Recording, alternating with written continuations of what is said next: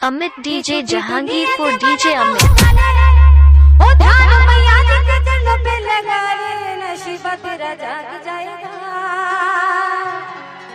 नसीबा तेरा जाग जाएगा। अमित डीजे जहांगीरपुर। जगवाना चाहते हैं जरा दोनों हाथ खोलेंगे माँ के सामने। विशाल विशाल जिनके हाथ ऊपर होंगे माँ उन्हीं को देखेगी और उन्हीं की नसीब जाग जाएगी, है ना। तो दोनों हाथ एकदम खोल के प्रेम से माँ के दरबार में कहना है क्या? Amit DJ Jahangirpur DJ Amit. छुट्टी दुनिया से मन को हटा ले, ओ धार मैया जी के चरणों पे लगा रे,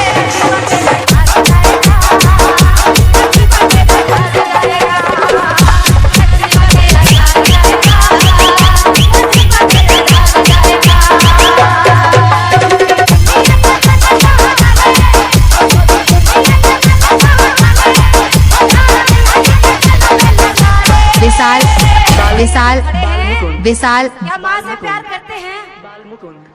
अगर करते हैं तो दोनों हाथ ऊपर, जिनके हाथ नीचे होंगे इसका मतलब वो सिर्फ अपने लिए आए होंगे, कोई माँ के लिए नहीं, सिर्फ अपने लिए, क्योंकि ये जागरण हो रहा। बस चलो भजन सुनते हैं और घर को चलते हैं। तो दोनों हाथ जो आए हैं इस दरबार में सच्ची भक्ति लेके और सिर्फ मेरी माँ के लिए, वो दोनों हाथ ऊपर क्यों रखेंगे? बोली सच्ची दरबार की क्या बात है। और कहना है क्या कि झूठी दुनिया अमित डीजे जहांगीरपुर डीजे अमित। झूठी दुनिया के मन को हटा ले, ओ ध्यान डीजे बीएन